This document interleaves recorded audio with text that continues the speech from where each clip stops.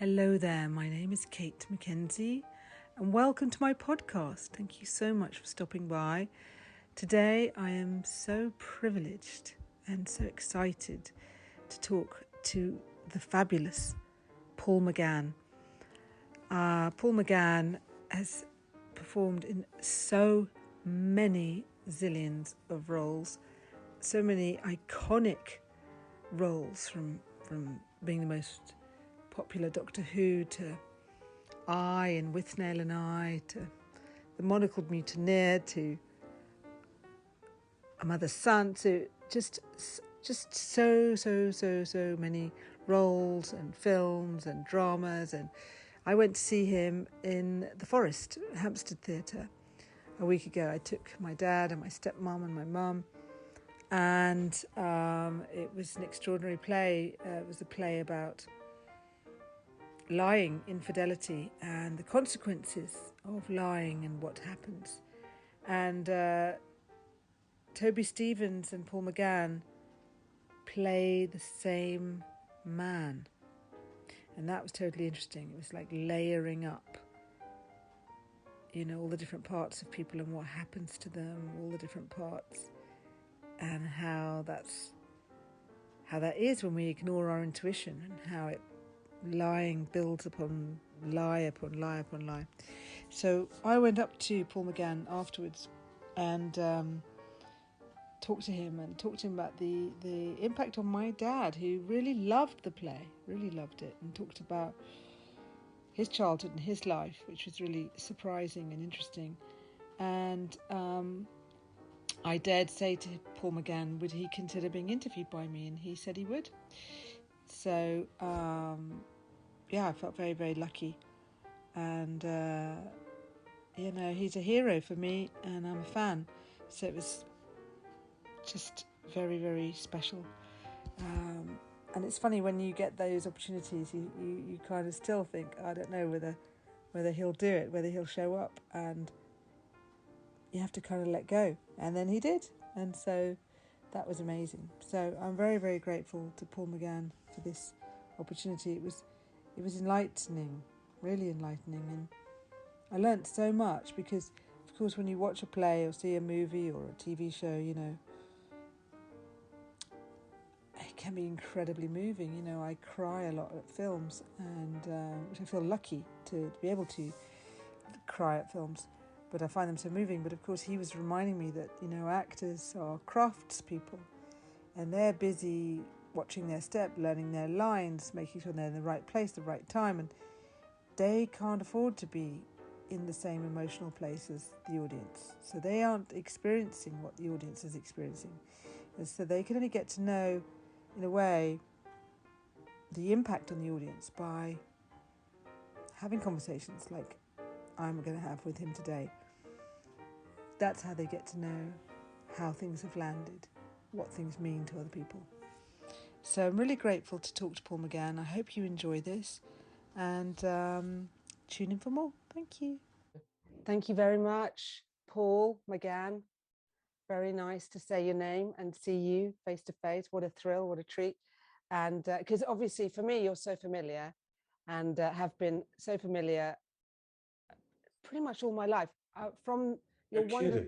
Yeah, no, I know. You know more than I know. I mean, I'm not much younger than you, but you've been around doing so much. I mean, the first thing was you and Robert Lindsay doing the snooker program, which I love, that snooker. Oh, I saw, Bob's in, we're at Hampstead Theatre at the moment. That's right. As we speak, and Bob is behind. Yeah. I mean, he's in the next play to come in. That's right. That's right. So I've seen him around the building the last 2 days. Yes, it's so lovely. I hope you're not getting those bangs and noise from outside. Sorry, my window's open here because I'm isolating. You're not getting it, are you? A bit, yeah, a little bit. Oh dear. That's okay. Sound that's effects. Hote boys, as they say in Shakespeare. Noise is off. Anyway, Bob's been around the building. It's been great to see him, Yeah, that's so lovely. But I can't quite believe myself. It's like, whatever, 40 years or something since it's extraordinary. Since we did you went straight in from 17 studying, didn't you? And you went it seemed like you had straight in. I don't know if that Pretty felt like much, yeah. As a kid, yeah, I left the school and started work, yeah, and pretty quickly ended up on the telly with him. And, yes. you know, I really did. I got a start, you know, Yeah. back Yeah. then. Yeah. And it was great to work with him. I'm thinking back, you know, as you mentioned it, what was it called? It was called Give Us a Break. That's Give right. Us a Brilliant. Break. Brilliant. Snooker. Brilliant. It was I loved it. back in the days when snooker was rock and roll. Oh my word! It was enormous. Oh my God! It was so rock and roll. Famously, you know, there were 20+ million audiences. Oh my God! I mean, for snooker matches on the TV. Right.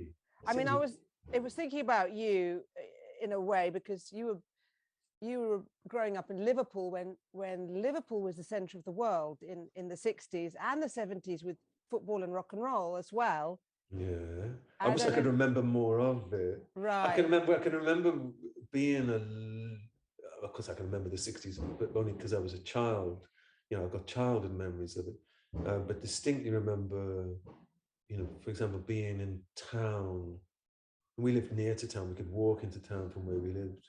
And, you know, there were 5 kids, 4 boys.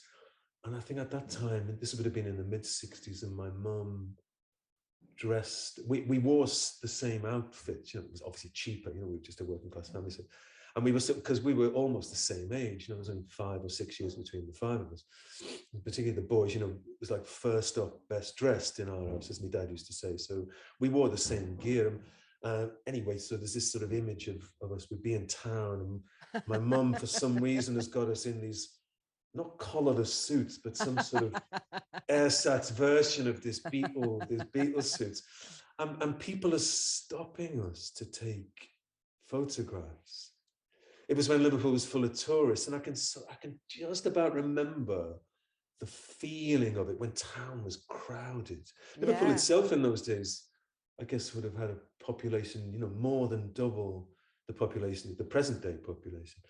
Oh yeah, well, that's what's happened. You know, that's what's happened to particularly northern English cities. You know, they've shed their people. Wow. Liverpool would have had sort of 800, 900,000 people there. It's now 450, 480, and half of them are students. Anyway, I digress. But you know, but I can remember that it would have been, what would it have been, 66, 67, around the time when whatever it is that makes a particular city, you know, some year it's Barcelona, next year it's Rio, then it's Berlin, whatever it is. And for a short time, a few months, maybe a year, in the 60s, it was Liverpool. Everybody wanted to be there. Everybody wanted, and we were children, and I can just remember, the place just being packed, you know, travelers, tourists, you know. And then the parade, what's that lovely, well, that was one of my favorite books, The Parade's Gone By. Now you go there and it's, you know, places like Liverpool, Leeds, Sheffield, parts of Glasgow, you know, it's moved on. The parade's gone by. These places almost now resemble, I mean, they're beautiful and slightly ghostly. These old superpower cities, if you will, you know, Liverpool's definitely one of them. And there's a sort of old grandeur and a weird beauty about the place, and a lovely atmosphere still. But it's old, you know. And of course that vogue, that excitement, those crowds are now somewhere else, wherever they are. It moves around, didn't it? You know, places. It probably went to San Francisco the year after that. It probably did. You know, it was sort of Haight-Ashbury, and then it was somewhere else. You know, anyway, it's a nice image, and like I say, it's the childhood me and my siblings. You know, I can just about remember that. So we're those kids, we're that generation. You know, so we remember that. And I left Liverpool when I was to go to London when I was about 18, so would have been 78. I auditioned for the stage school in 78, and then went straight down and did that. You know. And I think I probably lived. Now I live me and my family are in Bristol. Our kids are Bristolians, and we've been here for years and years. But I think probably aggregately I've been in London most, you know, if I was to sit and count, but I'm not going to do that right now. But London was the place, you know. I loved it.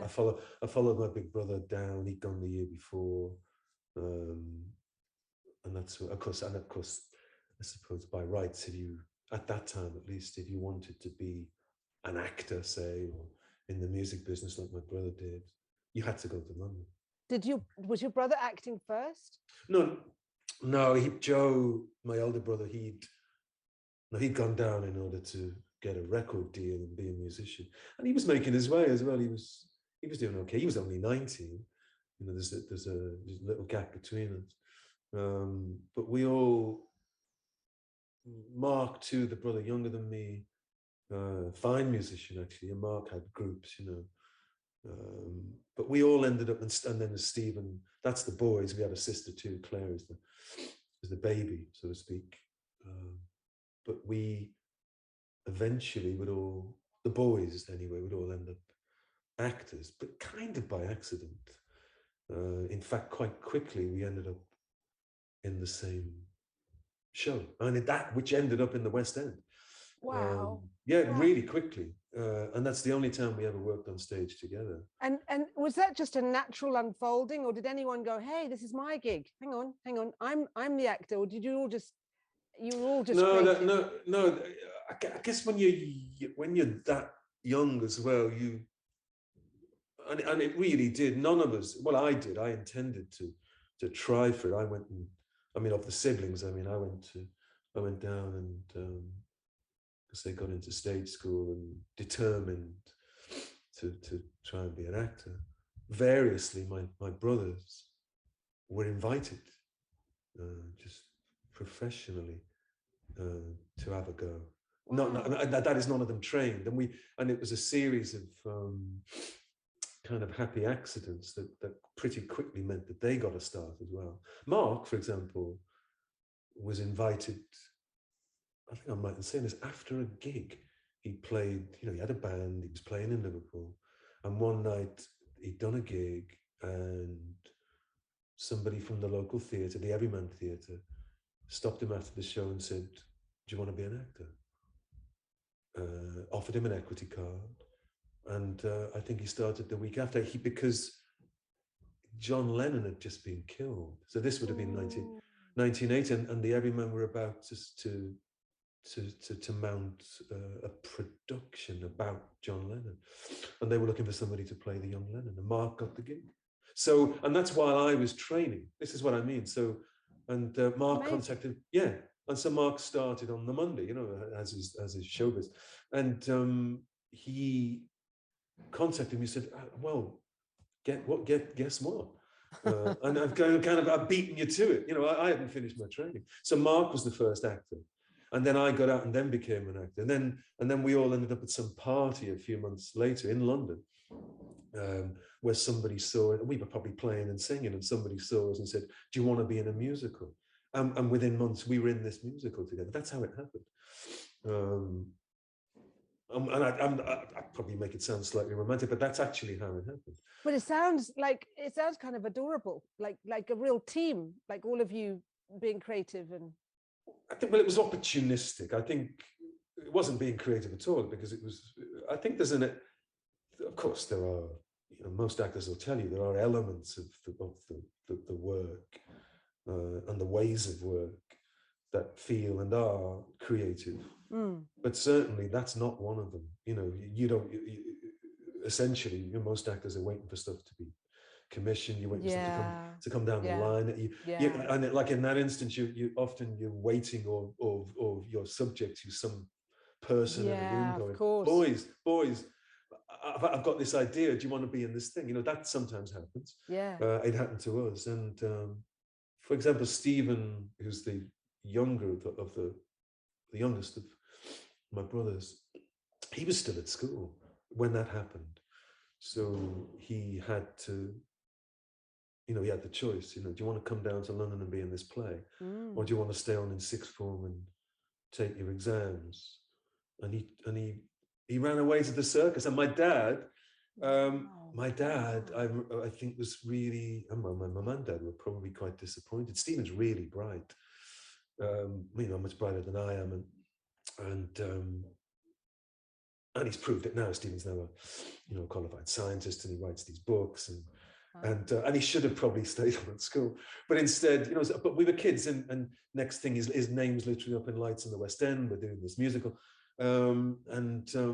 it was only later. I mean, Steve will probably, if you ever speak to Steve, he'll tell his own story, but I can tell you now that it was only years later that he sort of picked up the thread and went back to school and got those exams, and that happens too. That happens in showbiz. And sometimes anyway, that's how it happened to us. Beautiful. It's beautiful. Yeah, but like I said, it was a mixture of because often we've all been, me and my brothers have all been actors now for yonks, and of course people are, as they will, they're fond of asking, well, were your parents in the business?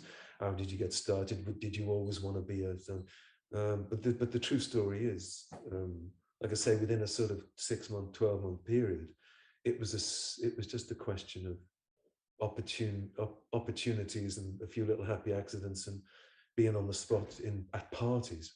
It's amazing. Which has got us started, and that's kind of how it happens. That's really how it happens. No, I totally get it. But you took it as well. Some people. I think when you're 18, 19, 20, you would, yeah. You can, because you don't really see. There's hardly any cons. There's hardly a con column. Yeah. It all sounds like pros. What could possibly go wrong? Yeah. When you're that young and you're still, you feel a little bit immortal, I guess, and you don't really understand implications, of anything. And these people sound plausible, and then you sort of end up doing it, and it's a laugh. And next thing, it all goes well. As it does occasionally. Things go really well. Yeah. And you're up and running, and that felt great. We were happy. Yeah, it's nice. Really happy. I mean, when we were in a hit, again, the chances of these things just. I know. Normally, I know you've done a bit of acting yourself. I think one of your siblings is an actor. You know how it is. It's just right. That's right. No, it's all. That's why it is. It's all. It's such mixtures, isn't it? It's such. It is, and of course, we work, and it doesn't matter how long you've been doing it. You try and work you try and retain some kind of spirit, or work in the right spirit. Take things on trust. Yeah, sometimes of course. Sometimes you make poor decisions, but so long as you're taking things and working in ways, for the right reasons anyway. You can't really go wrong, and sometimes things work out really well. Yeah. And it's one of those careers. Well, it only is a career after years, but it's one of those careers that kind of emerges or builds up behind you. Yeah. It's only when you like we're talking now. An actor I would even think about it. Yeah. Things you've done. People look at your CV. Yeah. And suddenly people IMDb or something, and there's like 70 entries or whatever. Oh my God, I know. And you sort of look like you planned it, or you look a bit clever. But the reality is, for all of those years, and in all of those instances, you took what was on offer. That's right. You were given 6 hours or an hour to decide. They nearly always started on the following Monday. Do you want to do it or not? Of course. And of course, and the big question: are you available? So totally. It's so beautiful hearing you. I totally get it. It's just how it is. It is how it is. And but it is so funny, because if I look at your stuff, I'm like, whoa, and the Monocled Mutineer was so. Yeah, I look smart. So touching. Didn't you plan your career with meticulous? No, I didn't. Yeah, I couldn't have done. I know, but they're also soulful. I know some different characters, different ways, but the quality you bring with your voice, especially, and the way you come across, something very touching, and yet, like you said, maybe. You can't nice plan it. Yeah. No, well, it's nice. Nice. Nice. What a great word. It's that line I was listening to a Bob Dylan song this morning, where he uses the word "nice" in it, and I was reminded, talking of John Lennon as well. I was reminded when he was early on, when during Beatlemania, he was trying to write a song at home, and Cynthia, his then spouse, was trying to help him with a few rhymes, and she suggested nice, the word nice, and John goes, "You can't say nice, you can't say nice, you can't say nice," well, anyway, what was I talking about? But you were saying, things might be touching.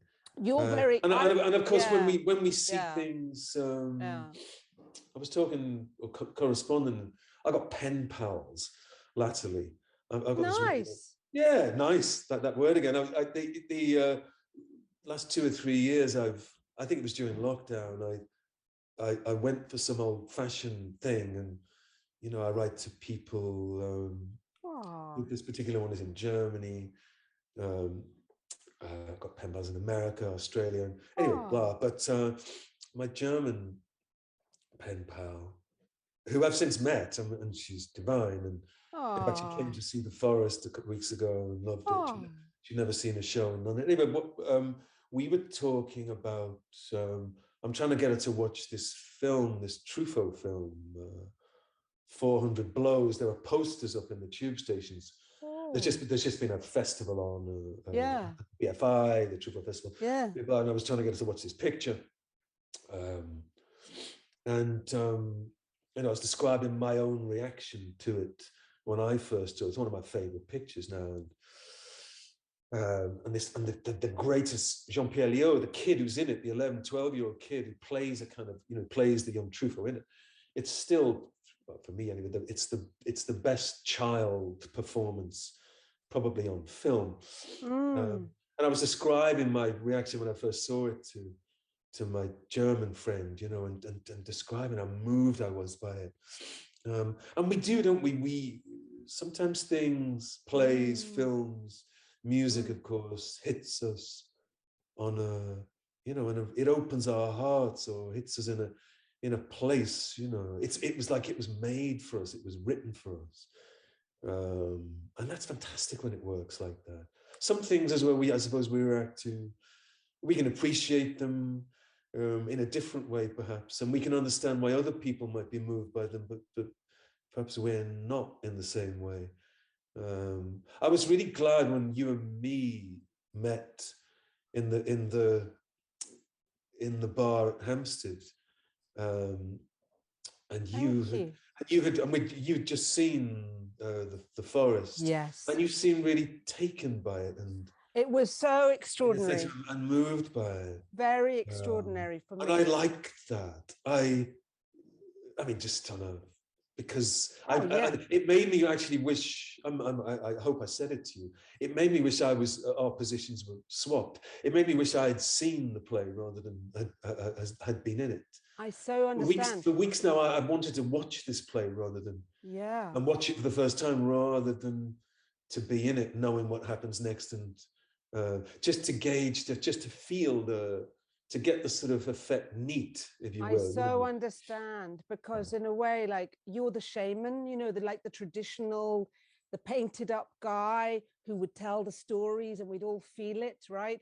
You're the one doing that, right? So it's channeled through you, but we get, like you, I've seen you interviewed, so we get the tennis ball, right? But you're throwing the tennis ball. So it's like, it would be nice for you to feel the tennis ball back, right? So I totally get it, and happy to share with you what that's like. When actors put a show together, when you totally. I mean, if this is interesting at all to people perhaps who don't even think about how actors work, but we, of course, in a play, for example, we gather 4 or 5 weeks in a room. No one's ever done this play before, so we were sort of doing it from scratch. We're trying to glean and understand and decide between each other what the bleeding thing is about, and try and technically put it on its feet, tell the story of just present it to you and tell you the story of what and that's our job. We're trying to put a show on. So but sometimes, like I say, it's quite common for actors, particularly if the story, like The Forest, for example, is particularly arresting, and is rather enigmatic. it's not unusual for actors to think, oh, wouldn't it be great just to sit out there and watch it? Yeah, totally. Because we are equally curious about totally, and particularly with I can tell you with we've been working on this since January. I may have said this to you when we met in the bar at Hampstead. None of us, we still aren't really sure what the thing totally is about. We're confidently now telling the story, and technically now we're much more confident with it. We're well into it now, and we're sort of singing it out. We know that it's a good production. But yeah, I'd like to have seen it rather than totally. The thing is, probably like any play, everybody will get different things at different points and different times. But just from my perspective, I loved every bit of it, and I loved the staging, and I loved the fact that there was you and Toby Stephens playing the same character. Yeah, because there was something very different about your two embodiments, very different for me anyway. Obviously, I'm a fan of yours and I've seen so much of your work, so I have to name that. But for me, you have this very soulful embodiment and expression of emotion that's very, very touching and deep. And Toby Stephens also, he was marvelous too, but he was marvelous at looking like he was getting away with stuff. Whereas when you performed, it looked like you did love the girl, or you were involved. So it was, to me, it layered it really nicely that you were both playing the same guy, but then we got layers of the same guy. I don't know if I'm speaking. But that's all that. But I'm glad to hear you said it, because that is about all that we could. Yeah. Think that's the only way we could do it and play it. Yeah. We decided when I remember this. Florian Zeller wrote this piece. Of course, he wrote The Son, he wrote The Father, other plays, translated by Christopher Hampton as well. I remember going to see The Father a few years back when it was first doing the rounds, and I'd never seen a Zeller play before, and I saw it when here actually in Bath, and 2 or 3 scenes in, and I hadn't read it. And I didn't know what to expect, which is the way I like to go and see plays. And 3, 4 scenes in, a different actor comes on playing the daughter. And I remember thinking, is it just me, or is that a different woman? Is that a different actress?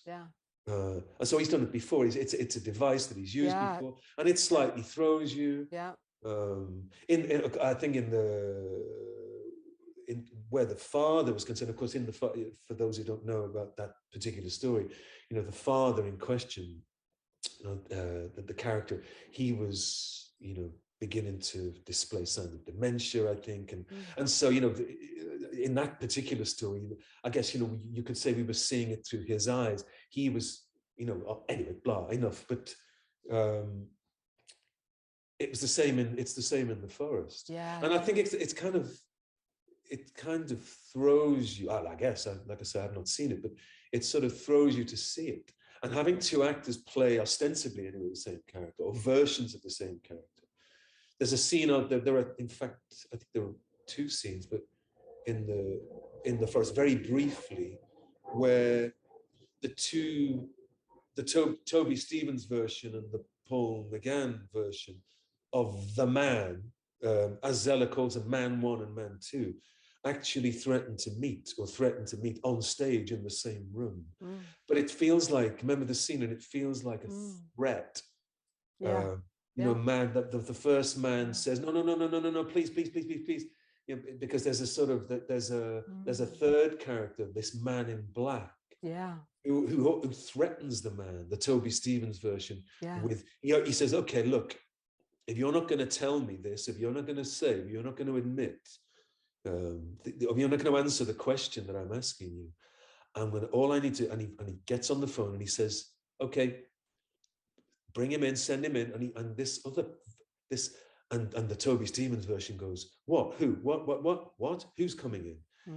And it's my version, briefly enters the room. We go to blackout immediately. So nothing transpires, but it's suddenly like a version and you've seen it, so perhaps you can guess what we're meant, what an audience is meant to get from it and to think about it. But it feels threatening. It feels awful. He doesn't want it to happen. It's nightmarish. They never speak, obviously, the two versions of the man. They never cross again in the play. And of course, it's probably not necessary that they do. But that's as I say, when we were rehearsing it, what are we meant to think about it? I don't know. We don't know. That's for you to decide. That's for whoever. And when Zeller himself came to the opening night, he came once. He didn't come to any of the rehearsals.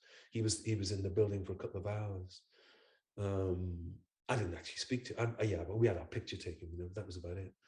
But any members of the cast I know that asked him questions about the play, as in, what's this? What does this mean? He just batted it back. like a lot of playwrights. He said, why are you asking me? He did the Harold Pinter thing. I don't know. Yeah, beautiful. I only wrote it.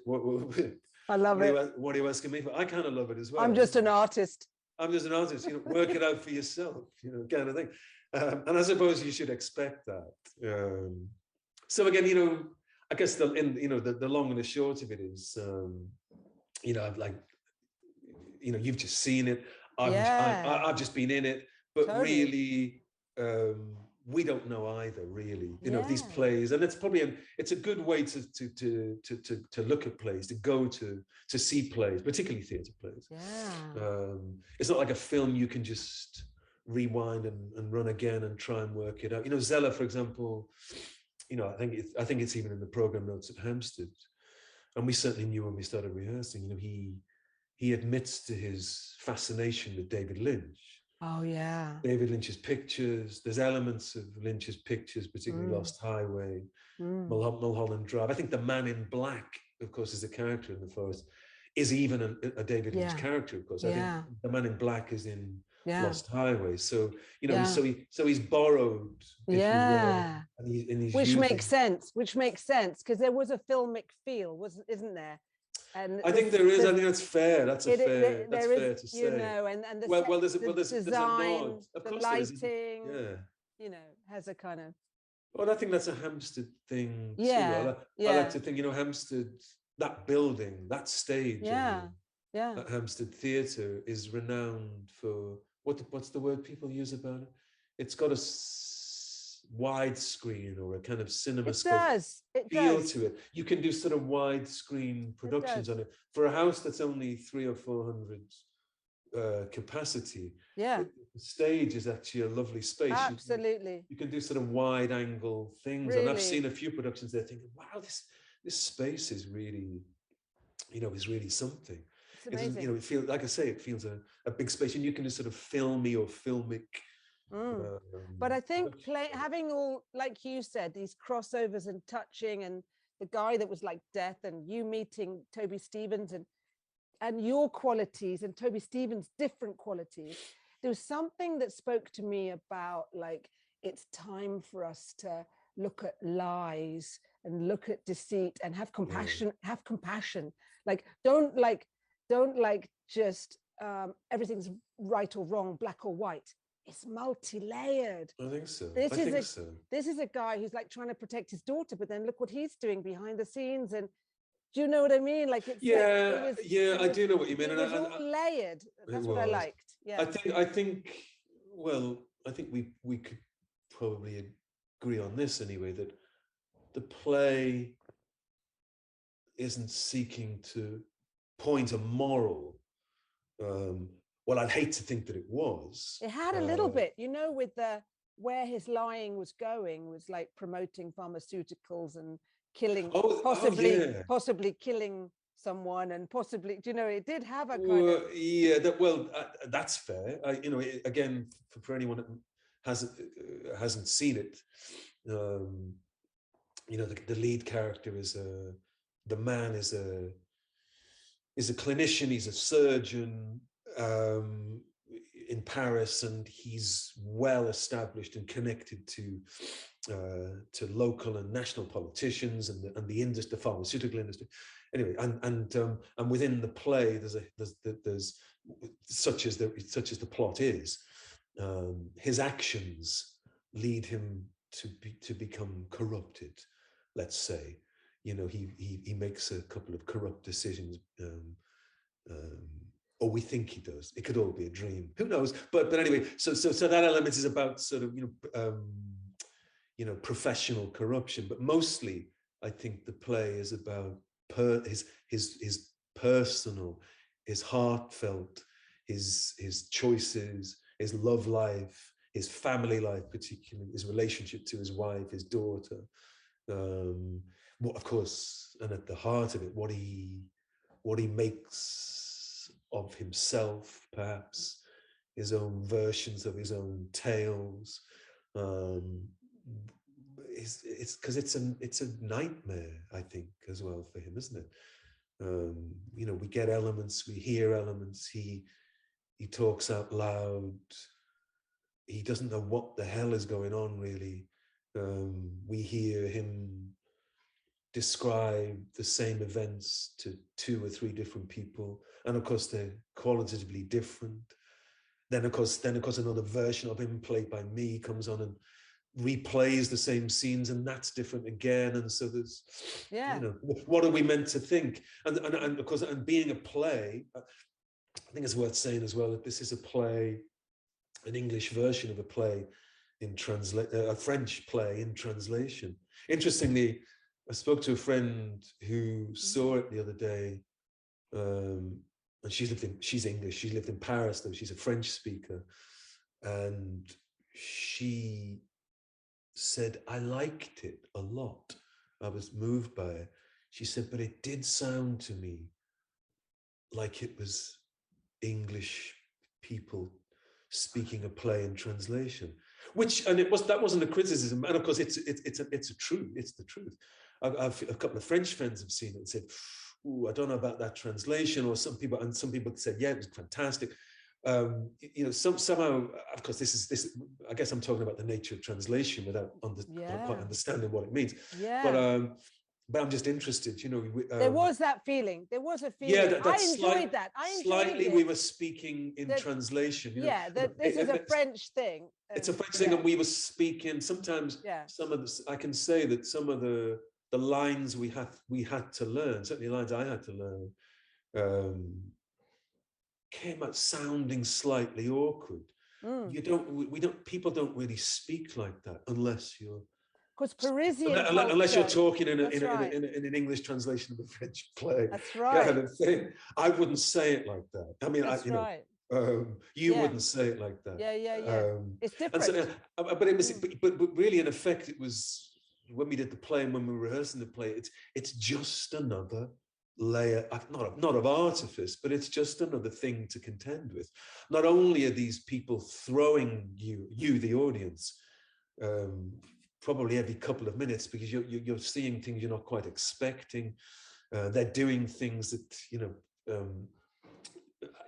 which you don't quite expect, and now they're speaking in a way which isn't quite. It's not even naturalistic, which is okay because that's like French plays, like French plays in a way. Maybe that helps. I know that sounds really odd, but maybe, like I told you, my dad.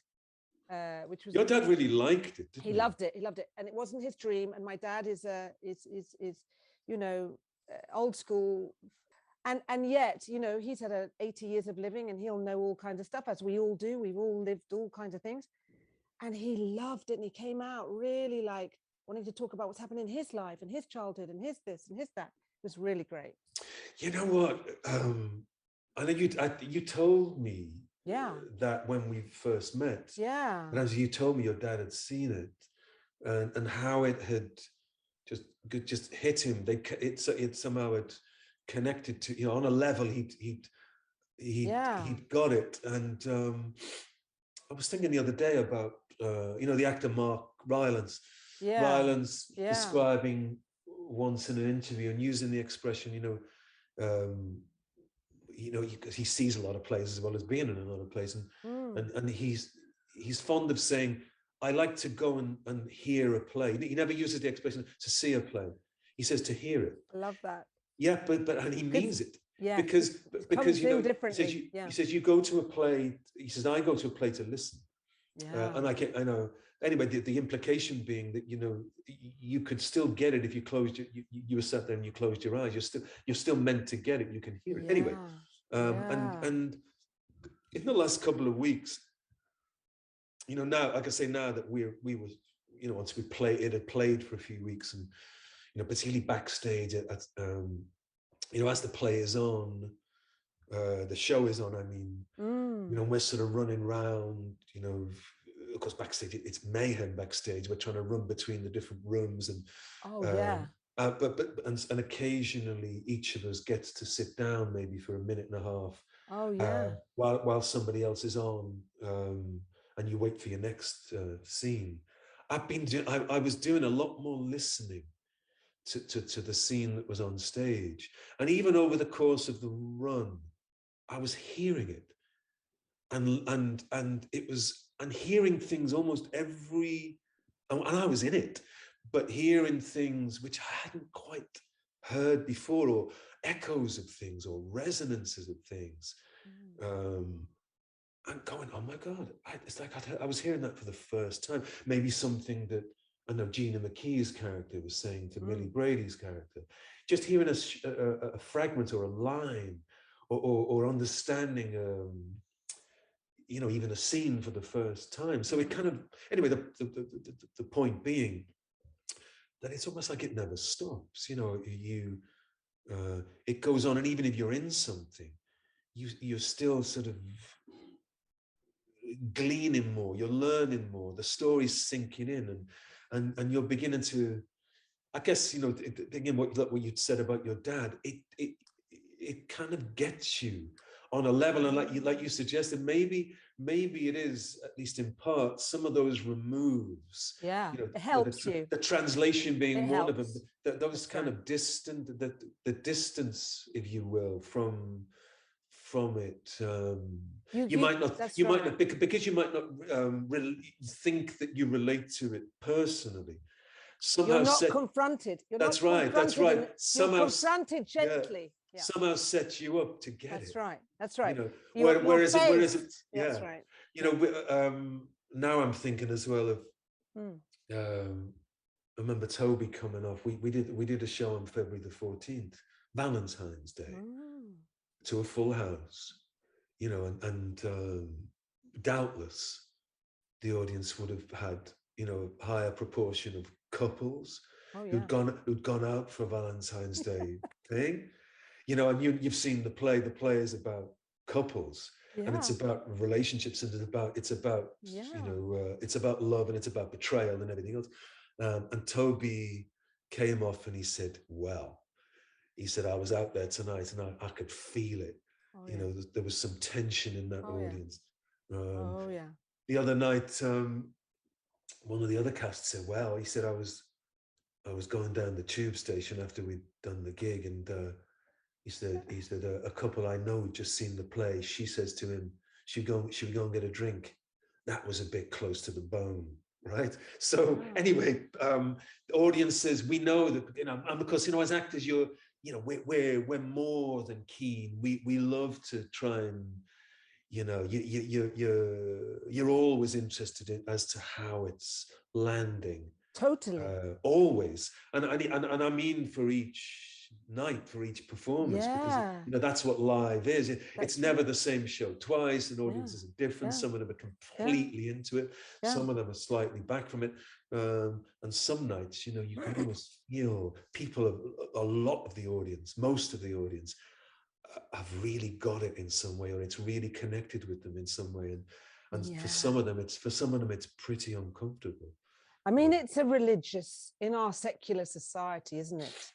You know, I remember I worked at the National Theatre for a very short, for a long time ago, but I remember people coming in going, you work for the National Theatre. It was reverent.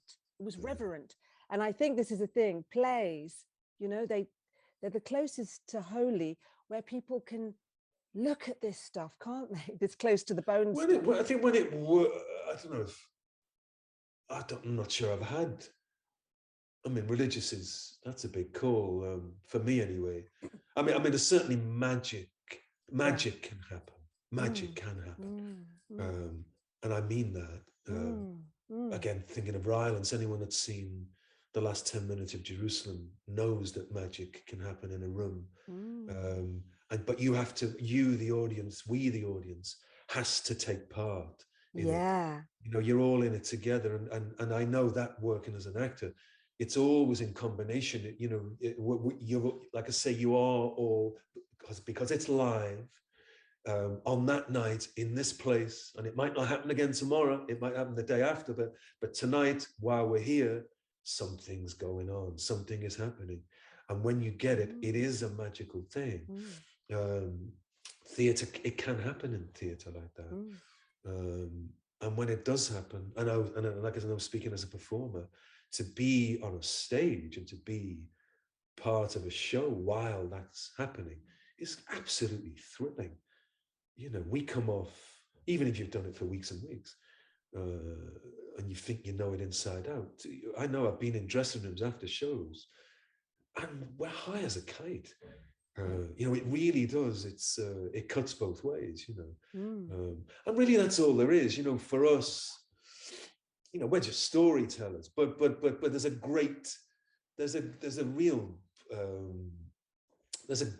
you know, satisfaction, but there is an incredible lift, you know, and a heartfelt buzz to being in something that's working, you know, for an audience, big or small, and whatever it is, it sort of explains, you know, the lasting, I like to think, relevance of live theatre. But I think, Paul, and I think this is what's so relevant to you, and I know you love Derek Jacobi and James Fox, because I had an interview with you, and Derek Jacobi also is, you know, some actors really emit, don't they, from their face. They show emotion, and you, with your voice and your face and your embodiment, do something which is most people are not trained to and can't seem to access, this expression of feeling and emotion. And actors, when they do it like you do so well, somehow facilitate audiences. There's something that happens. Yeah, that's good. Well, it's good of you to say so, and I'm, you know, I'm glad to hear it. I was watching. My wife made me watch. In fact, I don't know why I was slightly averse to it, but I was really glad she did. Last week she made me watch this Roger Michell film. Roger Michell died a few weeks ago. The film about the dames, you know, Nothing Like a Dame. It was his film about, you know, Eileen Atkins and Joan Plowright and Maggie Smith and Judi Dench, you know, and he made this documentary a few years back about these women, these great actresses. And in this film, I don't know if you've seen it, but in this film, they speak about these things. They speak about the effect, the effect of working, the effect on them of working, just like we're talking now. The sort of the magic that happens and how people perceive them and how they perceive people perceiving them. And anyway, and they talk about, and to me, and this is all of these women are in their 80s. And they're from a generation ahead of mine. And when I was growing up, and my generation say, absolutely revere this particular vintage, you know, these people that worked in the 50s and 60s and the early National Theatre and the early RSC people. These are great actors for us. But they work, and of course, you know, actors don't quite work like that now, and why should they? You know, this is 50, 60 years on. But I mention it because and the great Roger Michell asks them these really pertinent questions in the film. And they describe, for example, he asks them about naturalism in the film. And they really deftly talk about the idea that, in different eras, naturalism is as naturalism does. It's in the eye of the beholder as well as the performer, I suppose. I think is what they say, and nobody is quite sure what it means. But watch the film if you've not seen it, because it made me. Why am I telling you this? It's because it made me glad. Sounds a little bit wanky, probably, but it made me glad to be an actor. Or rather a little bit better about working as an actor. It made, because wow, if people like this are working and have worked like this in the way that they have, then that'll do me. I'm glad to be associated, just professionally associated with this kind of work, But anyway. It really, I'm sure, because you're a very humble person, but the healing from, and I know you're a good person, and I know a huge amount, you support RADA students and you support lots of people, and I've just watched some of your interviews, and the way you honor and celebrate people is really touching. So you're not just an actor just with your job, but the acting job does so much for so many. It really does. And I think in a culture where it's not okay to share feelings, it's not okay to be tender, Well, I mean, people perhaps. Oh, yeah, I agree with you to an extent. Perhaps you're right. That culturally, it's actors who show that. It's actors who show more of it. Well, it's interesting, isn't it? And while we're on the subject, I think it's probably worth saying. I may have said it before, and actors will often say it, that, of course, for us, whether you're a great, whether you're Judi Dench or just me, the way we work and the job in hand is, and always has been, to lift that material off the page and show it to you. Our job is not, and if that material involves scenes of hugely emotional heft and weight, and great upset, and whatever it is, whatever kind of emotion it is, we need to learn the words, stand the thing on its feet, play it to you, say if it's in a play, 8 times a week, and let you have it. Get that play across. That's our job. As the writer, whoever he or she is, intended. That's our job. That's the job description anyway. Now that's it baldly. When we work on plays, with, like I say with The Forest, sure, privately we can try to decide perhaps what the thing is about, say politically, emotion, whatever. But whatever we decide about it, really all we have and all we're trying to do is figure out a way to physically play it to you. Technically play it to you. Now, because only then is it going to work. I guess what I'm leading up to saying it, and it's just a truism it's a truism. It's not necessary for us, if anyone is in any doubt, or as ever has been in any doubt about how actors work, it's not necessary ever for us to feel it. Feel it, as deeply. Feel the things that your dad may have felt, or you may have felt, or some people that watch that thing on the telly may have felt. Makes sense. I can, when I'm in an audience, I watch 400 Blows. I watch something, I watch George's Last Ride, Alan Bleasdale, and I'm reduced to tears.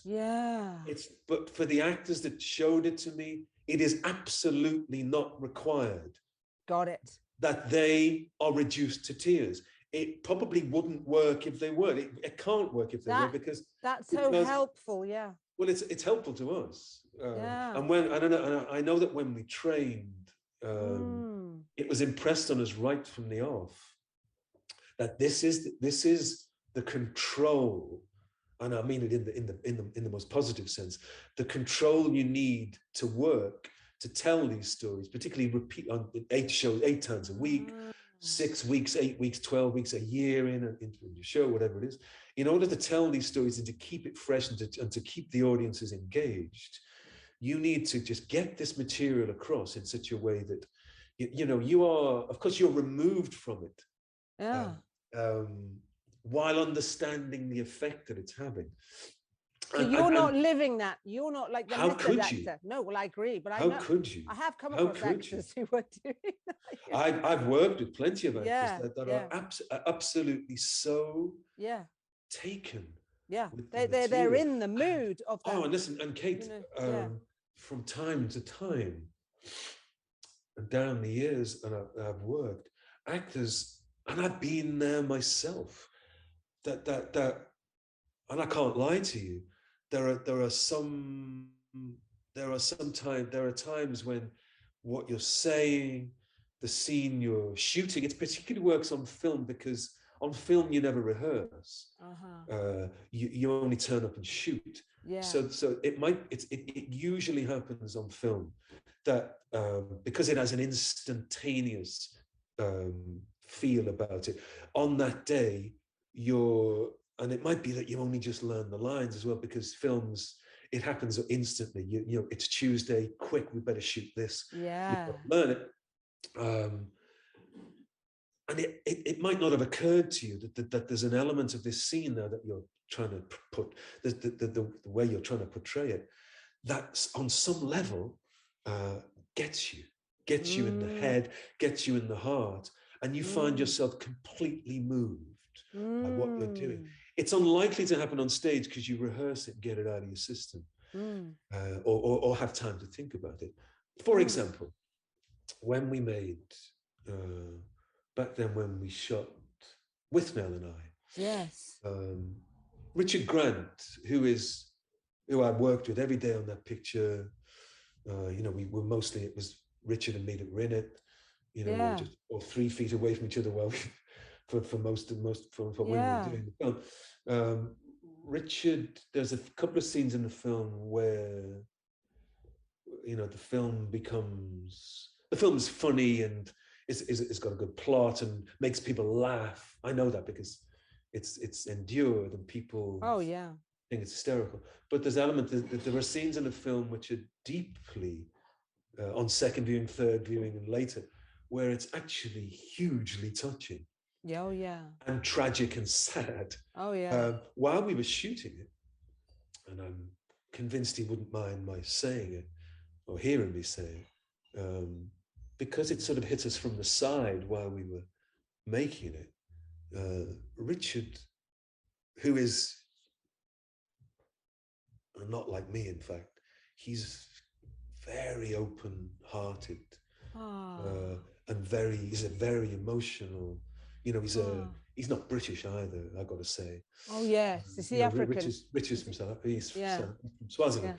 Yeah. Anyway, whatever. But he's just naturally Anyway, while we were making, there were certain scenes in that picture while we were shooting them.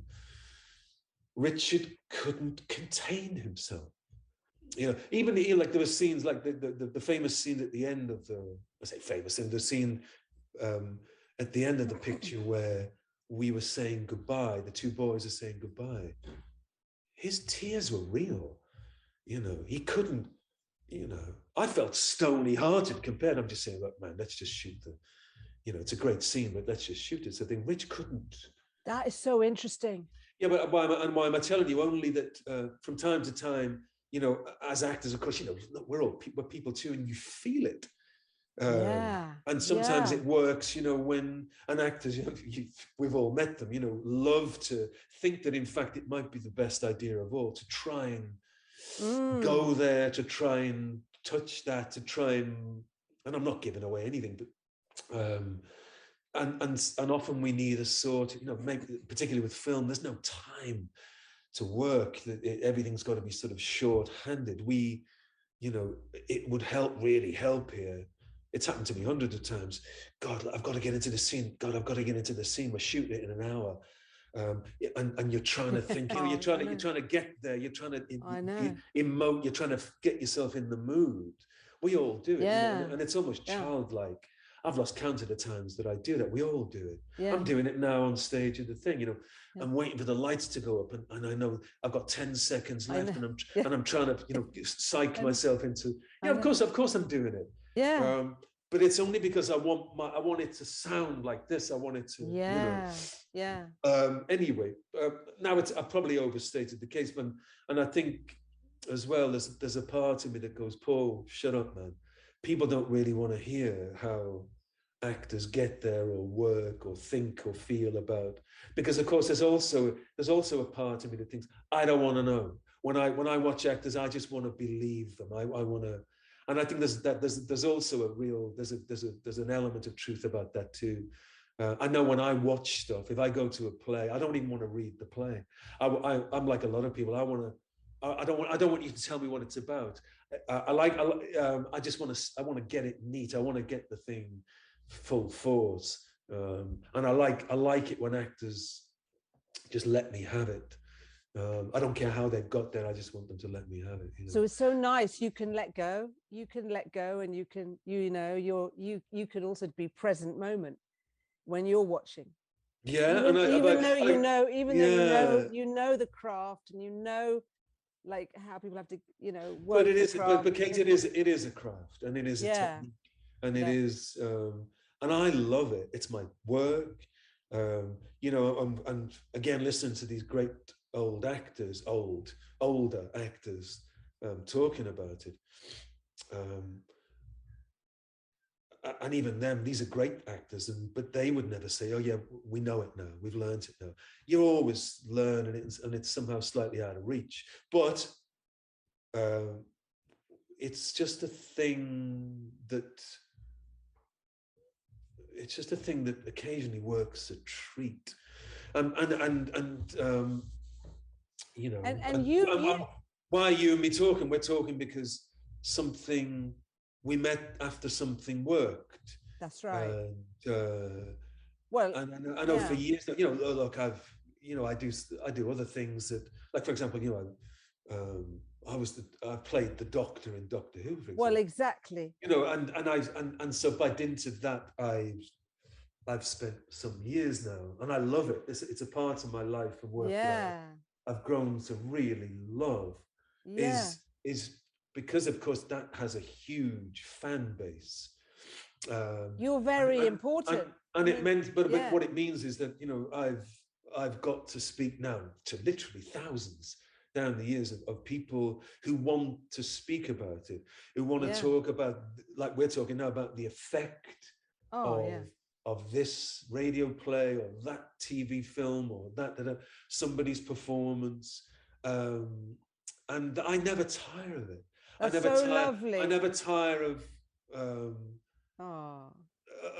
I'm not. I mean, you might construe it. Well, look, you know, it's perhaps it's the only joy that actors get. You know, is hearing people talk things up. But I'm convinced that it's just, who wouldn't want to talk about, you know, like if you were in sport or if you were in another line of work. Oh yeah. It's kind of great when, you know, I don't enjoy talking about every aspect of what I do, and a lot of it's boring, but there are elements of what we do I never tire of talking about. I think, and this is one of them, you know, because it really, we don't make these things for us. We make it for the audience that see things. But and they own it, they pick it up and run with it. And it's great. It's just great. I can tell you, it's a real buzz to be, and always will be, to be in, particularly in rooms full of people. Everybody trying to, and a lot of those people, say with these fan shows that we go to, say, where people have, of course, are coming from different angles, and they can't even agree amongst themselves. They're slightly seeing it differently. They're getting hit in different ways by it. They're responding in different emotional ways about it. And there you have it. There you have what we're talking about. No two people see things the same. So works lovely. of art, works of storytelling, and which is as it should be, absolutely as it should be. And you know what's so nice is because Paul, you clearly realize that you're in the hearts of so many, and you celebrate that, like you warm to that really nicely. You enjoy it. I really, really do enjoy it. Yeah, I do enjoy it. I do enjoy it. Which is so nice. But it's in a way too, I've got to say, it absolves one from being personally attached to it. And I guess what I'm implying is, you know, any idea of, I don't know, celebrity even. You know, it's not, which I think is bullshit. It doesn't mean, it's not important. It's not even important for 10 seconds to me. I don't care about that. I might have cared or tried to be impressed by it, or was curious about that thing. Most of us are when it first starts, because you think, oh my God, I could be famous here. What's that going to be? You know, when you're a kid, it's like, you know, yeah, like, wow, you know, there's this kind of excitement to it. Yeah. But it quickly wears off, and it's not important. You know, what's far more enduring and what's far more important and never stops being a hoot is, like I just described it. It's the other thing. It's how, and like I say, it's not about me. It's not about whoever played. It's not about Toby Stevens. It ain't about Derek Jacobi. And actors understand that, and delight in the idea of it. That, you know, and like we were saying with the playwrights, you know, you ask a playwright, oh, what's that play about? And they'll go, why are you asking me?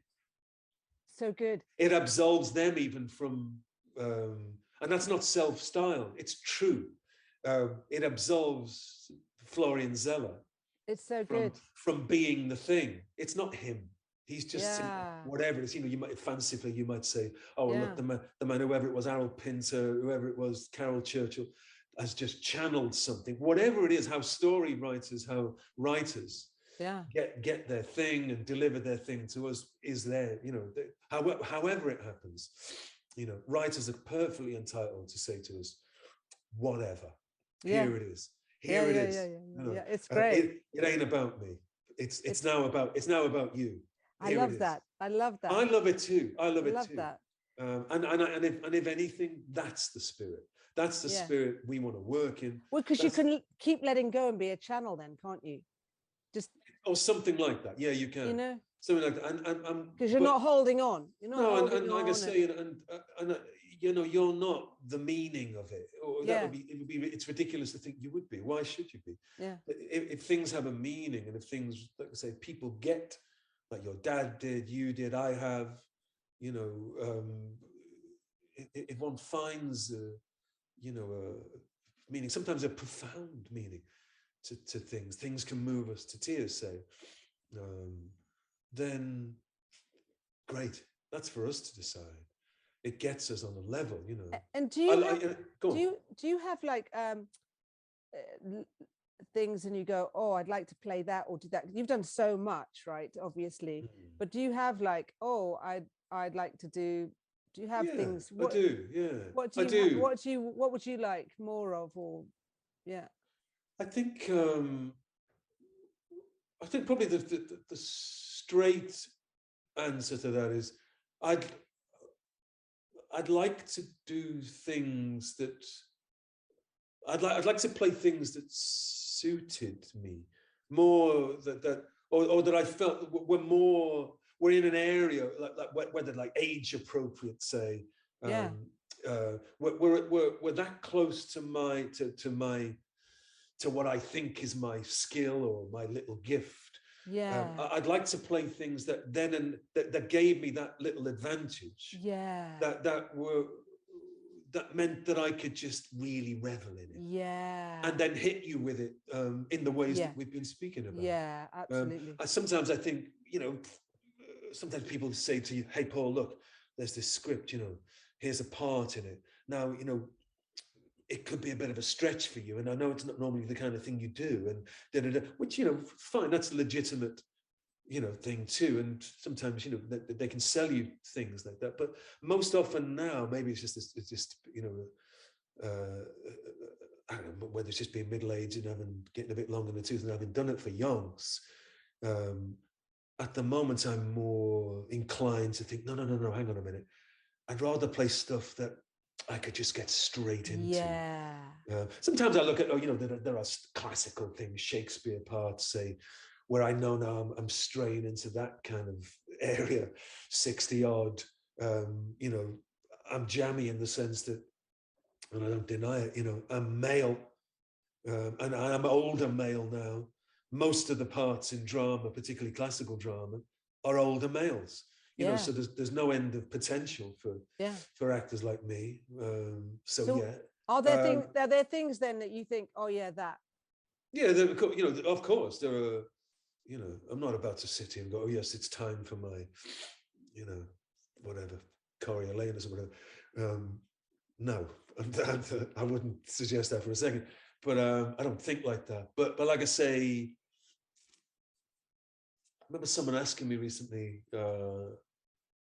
you know, is there, because people do, is there a part, you know, is there a single part that you, more than any other, that you would like to, a character that you would like? And I heard myself say, yeah, my dead dad, you know. Why did I say that? Not to sound clever or profound, and I meant it. My dad's been dead nearly 40 years. Oh, bless him. I was 24 when he died. Oh. But the reason I said it was because he's around the age I am now when he died. Wow. And I think about him every day, of course.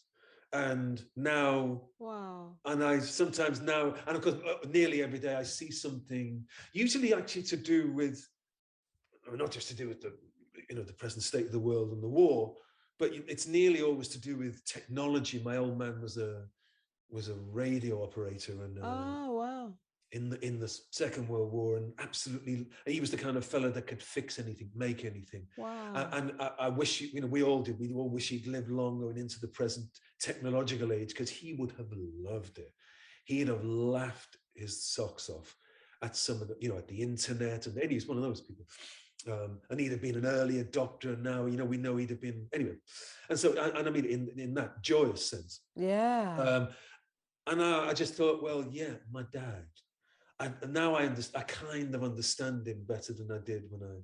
Yeah. And that's the simple reason that I answered the question in that way. And I would answer the question the same now.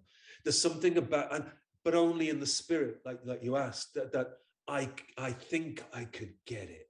Yeah. Now I get it. And that might, as if I was to play it, I might start at some kind of advantage because I sort of get it. It's so close to home that I get it. And you know what, Cate? Yeah. I might play it and it might be a bit shit. It might not work at all. That's how we work too. There's always a risk that but that's the risk. That's the wobbly. That's the wobbly bit, isn't it? Just because you think you get it, might not accord you any kind of advantage at all. But whatever, I'm willing to risk it. Could you do it? Are you going to write it? I'd have to write it, or particularly my sister or my brother Stephen, who can really write. He'd probably have to write it, because I don't know that I could write anything. Maybe I could write it. Maybe I should try to write it. Because there's somehow you could start and get some reflection, couldn't you? I mean, maybe. But anyway, there is it. You know, there's the honest answer. I would, like I say, maybe now I'm older. And part of me only wants to, or more, I'm more apt to want to play things which I think I understand. When I was a kid, I think I just took, you know, I was just hitting stuff back, and a lot of stuff was coming at me, and I was, you know, I got off to a really good start, and you know, sometimes I make you laugh probably. You know, there were some things when I was in my 20s. I was working with older actors. I remember one fella saying to me, an actor I really admired. He said to me, we were doing something, and he said to me, "Paul, what are you doing?" I said, "What do you mean? What?" He said, "You're doing handsome acting." I said, "Am I?" He said, "Yeah." He said, "Look," he said, "Don't get me wrong." He said, "You're good." He said, "You're a good-looking boy." He said, but he said, "You're just doing handsome acting." He said, "You don't need to do that." And I'm going, "Oh, okay. You know, because sometimes older actors would, and I used to like it, and older actors would stop you and say things to you. And usually they would only take 10 seconds to say it, you know. sometimes, you know, they'd really make you embarrassed, and they did. And I said, oh, okay. Anyway, but why am I saying this? Only because I think I probably did a lot of handsome acting, so to speak, when I was a kid. But now I've no need to do that no more because I'm old and ugly. But I want to do stuff now that I just want to do stuff that, you know, like probably a lot of my contemporaries do. Try, you know, just stuff that has got a bit more, I don't know, a little bit more to it. We've learned a little bit more as we've sort of stuck in it, and, you know, and stayed in it and gone down the line and learned a few things. Anyway, that's me. That's what I'd like. That makes it. Did you see Belfast? Have you seen Belfast? No, I haven't seen it yet. No. We've been doing this. Have you seen it? Yes. I cried and cried. I heard. Cried. Yeah. Actually, Finn Barlinch, you were working with, he saw it, and oh God, now his name has escaped me. He's up for an Oscar for it. Kieran Hines, you know, he's so wonderful. He says he's fantastic in it, you know. Oh my God, he's amazing in it. But he's been amazing for ages. Oh, forever. You know. Oh yeah, he is one of those, like you. He's like you. Kieran. He something. Kieran's about probably. Oh, Kieran. God. Kieran's probably a really good. Now we're on the subject. Kieran has probably done a bit of. He's probably done a bit of handsome acting himself down the years. Kieran's a fantastic looking actor, and but particularly he's very imposing, very great looking, even as an older actor, he's still wonderful looking. Yeah. I remember watching him in Roger Michell. Roger Michell made Persuasion, a version of Persuasion. Oh my God! I know. Oh my God! And Kieran was just like spellbinding. Oh my Lord! It's just unreal. It's the best ever version of it. It's the best ever. Yeah. And I'm slightly in awe of Kieran Hines. Anyway, why are we talking about Belfast? Because of your story. Because that is Kenneth Branagh's story. Yeah. Oh, I see what you mean. And I felt like it was like soul retrieval when I watched that movie. I mean, I cried I cried the entire time. No way! It really got you. Oh my Lord! Because part of me is a mixture of lots of things, but one of the parts is Welsh. Small Welsh community part of me, and I had lots of old Welsh relatives, and this is this small Welsh, you know, with all your relatives all around.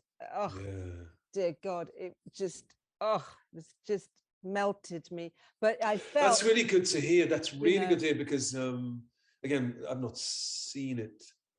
I read a couple of things, and because I have the radio on a lot, I've heard a couple of things about it. Yeah. And perhaps something to do with Branagh himself, his way of working. I've heard a couple of things, like a couple of sort of critiques about it. Almost slightly mealy-mouthed, saying, "Well, it's a bit emotional, isn't it?" It's very emotional. As if that was a sort of implication, as if that was a criticism. It's very. But I have to be totally frank. I've got quite strong connections with Northern Ireland. Yeah. Friends, and one of the people I know, he went, "That was me." Like, he's 62, and he told me, he said, "Go see it. That's me as a 9-year-old." And so I'm with not just everything and Kenneth Branagh and everything, I'm also with these people I know from Northern Ireland, so it was, for me, very visceral. Yeah. Well, again, it's generally what we're speaking about, you and me today. What are we to make, audiences? What are we to make? How are we to make of things that we take ourselves to see? There's nothing wrong at all. Sometimes we want to go and be transported. Sometimes, we open ourselves up to being tearful, moved, sometimes furious and angry by stuff, bored shitless from time to time by stuff. Sometimes things leave us cold. That's up to us. And sometimes, like I was describing before, sometimes things are unexpected. The reaction we have to stuff that we see hits us from the side. That's my particular favorite. You go with few expectations or slightly negative ideas, and it gets you. And that's great when things happen That's right. You know, always as audiences, we want to be transported. We want to be entertained. We want to connect with things. You know, people watching The Forest have said to us, you know, we get bits of feedback, and they say, "Oh my God, that stayed with me for 3 days, 4 days." Oh yeah. And again, of course, that's a positive. That's more to do with Zeller, you know, Zeller's material. But you know, but of course, it means that there are ideas in it. You know, the audiences themselves have come and sat there in such a spirit that they've taken something away from it, and it's stuck with them. There are elements of the story, imaginative and slightly disturbing, probably, that they've gone home and they've, even next day, you know, they've woken up and gone, "Oh, weird, I'm still thinking of it. I may have dreamt about it." That's right. You know, images in the play, and that's kind of great. You know, you're Zeller talking about David Lynch. You know, you watch David Lynch pictures and it's the same, but it's because it's deliberate. You know, there are only so many images. There are only so many strong images. Filmmakers become, the best filmmakers, of course, become, you know, adept and deft at, you know, using those images, planting those images. They learn how to wield those images, and certain of those images in montage, even if they're on repeat. You know, sometimes you see David Lynch, you might see Hitchcock, and they use those same things. They keep coming back to those same images or combinations of things that they know because they've become convinced that they know, or cleverer people even than them have told them to try it. That's right. Know, in Hitchcock's turn, that they know are going to get you. They will finally get you. That's right. You know, of course, advertisers hit us with the same thing. They become convinced by people smarter than them. Yeah. Listen, this will work if you do this. Use that, and you'll sell that. It works in the same way. It's all that kind of slightly, what's the word? You know, it's a slightly uneasy dynamic, but it works nevertheless. You know, we are credulous creatures. You know, we are probably biddable, sellable, open, that's right, movable people that can, you know, right. And like I say, when we go and we see things, we read things, we hear things, we want to be moved. And there are people out there who move us really well, and always will. And that's as it should be, you know. Really. And thank you, Paul McGann. And, you know, and thank you to your dad as well. Joe McGann, 1924. Joe McGann, 1924 to 1984. My old man. It's time for him to come back in, isn't it? It's time for his, absolutely. It's time for his retrieval, reclaim, and re-honoring, isn't it? It's time for him. And so it's time for you. And thank you for it's good. It's good to hear you say that. Yes, it's beautiful, because it's the time for the divine masculine, divine feminine, as in the big heart, which loves all of us, right? And your dad sounds like he would have just loved this time. And wouldn't it be funny and fun to bring him in right now, like you said, now? It would tickle him. Do you know his spirit? I don't know if you believe in all of that, but I could imagine him like laughing away with you doing that. Do you know what I'm saying? Like, I can imagine. What I believe in, Cate, is a spirit. And like, you know, I've tried to, you know, clumsily describe to you, you know, working in a spirit, you know, watching and listening in a spirit. That's all there is. Exactly. It's all there is. Exactly. We know that, and we, you know, the stories we want. It even makes people, you know, like that old adage, or that whatever, an aphorism, whatever it is, you know, that there are only so many plots, 5 or 6 plots. You know, that people say that. It's clever than you think, and people say that for a reason. You know, it's because we all, in every era, and always have, connected, and want to hear stories. We're all still kids. We do. And we want to hear stories, tell stories, make stories. And when you tell your dad's story, there's something around like, obviously I'm a therapist, so please excuse me, but what happens sometimes with the work, my work, is people sometimes have got bits of their lives that got stuck and frozen because they didn't get completions. And when stories are told, like I got this from Belfast, the movie, and I got this from your Forest as well, there's some things that get completed because you see more of the story. Some of the story and the feelings are told, and people get transformed because something gets completed. And I can see that for your dad as well, that you bringing something to life for him, if you do, that something gets held for him. Completion. Yeah.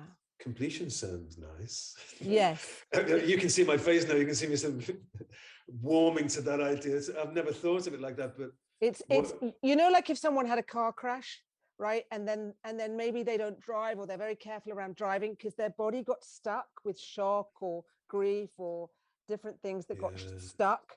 So when you do something like this, like for your, like, or someone was in Belfast and there are a lot of bombs, let's just say, and it got stuck, and then the telling of a film or the telling of a story, and your dad's story, there's something that gets released and healed from that stuck shock trauma, if you like, can get told in a new way, because it's all energy, right? And it all gets told in stories.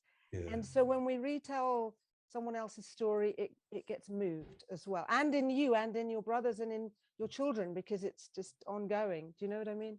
So I do know what you mean, and I couldn't have described it as succinctly as you just have, but I'm glad to hear it, and I'm even gladder that